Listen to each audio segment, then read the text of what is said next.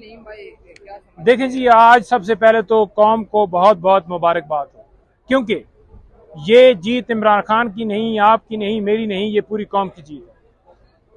Corruption के जरिए पैसा कमाया गया, मनी लॉन्ड्रिंग की गई और नैब से क्लीन चिट ली गई, जो आज के ब्लैक चिट में तब्दील हो गई है।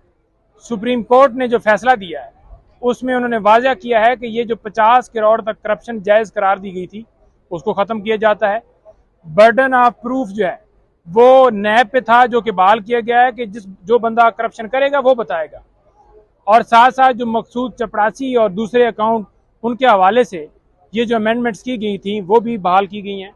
कि जो 7 दिन के अंदर अंदर सुप्रीम कोर्ट ने वाज़ा कहा है कि तमाम जो रेफरेंस डिस्पोज ऑफ किए गए, वापस भिजवाए गए, तमाम को जो है बहाल किया जाए और उसी जगह से ये शुरू होगी। इसके अंदर मैं बताऊं कि सेक्शन 4, 5, 9, 14 और 23 में अमेंडमेंट्स की गई थी।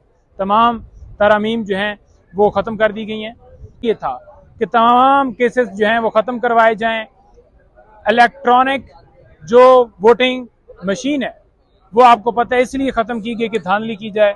आपको पता है कि ओवरसीज जो पाकिस्तानी हैं वो इमरान खान साहब के साथ हैं और 99% उन्होंने खान साहब को वोट देना है, तो उनका वोट ख़त्म किया गया। तो इसी की ये कड़ी नैब अमेंडमेंट्स थी जो कि इन्होंने की ताकि इनके केसेस ख़त्म किए जाएं और ये आके इस मुल्क के ऊपर दोबारा बैठ के उसी तरीके से पैसे कमाएं। और एक लिमिट करार दे दी गई कि अब किसी और के अकाउंट में पैसे ट्रांसफ़र कर दिए जाएं, अब किसी और को खड़ा करके सारा मामला कर दिया जाए। तो ये सारी की सारी अमेंडमेंट्स खत्म हो गई। नईम साहब, ये बताइएगा कि इस फैसले के बाद पाकिस्तानी सियासत में क्या असरात मुरातब होते हुए नजर आ रहे हैं, और दूसरा क्वेश्चन ये लीजिएगा कि दूसरा क्वेश्चन ये है कि शरीफ फैमिली के खिलाफ घेरा तंग हो जाएगा इस फैसले के बाद।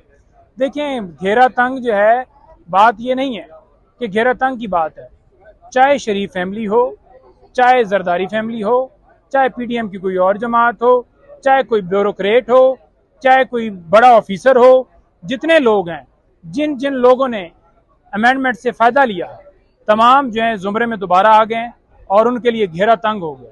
और घेरा तंग कैसे हुआ है कि ये जो करप्शन थी इसको जायज़ कर दिया गया कि अब साबित किया जाए कि वाकई ये करप्शन से पैसा कमाया गया। कैसी मुज़क्का खेज अमेंडमेंट्स हैं।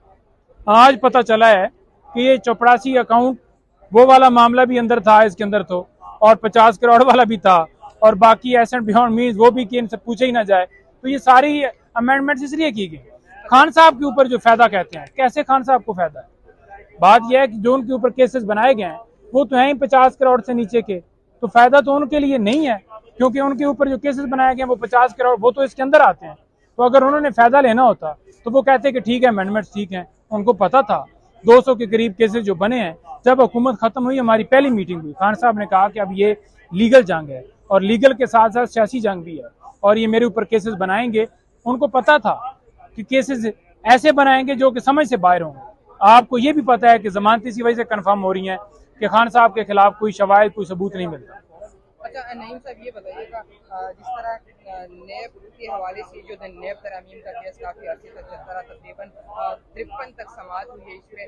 कौम को आसान अल्फाज में ये बताइएगा कि नेब के अंदर इन्होंने कौन सी तरामीम की थी और जो अभी सुप्रीम कोर्ट ऑफ पाकिस्तान ने आज जो फैसला सुने और वो सारों को।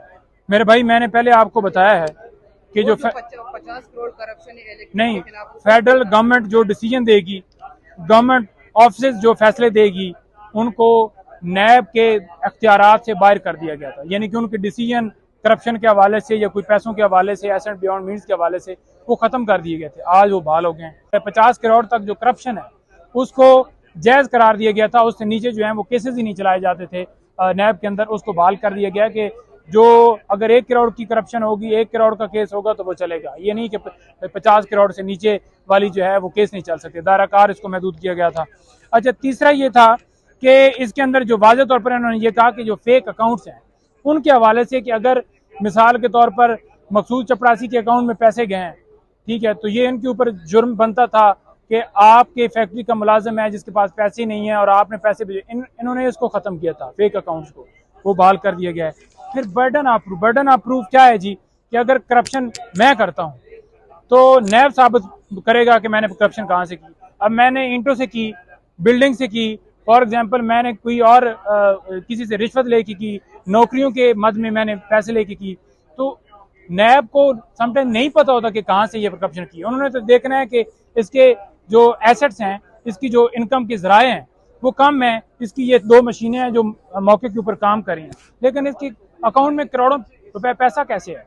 तो उसको उन्होंने ये कहा है कि वो खुद बताएगा कि मैं पैसे इधर इधर से लेता हूँ, ये मेरे अकाउंट्स हैं, ये मेरी गाड़ियां चलती हैं, ये मेरी मेट्रो चलती है जिससे मुझे इनकम आती है। तो ये उन्होंने बहाल किया कि वो खुद बताएगा, ना कि नैब के ऊपर होगा।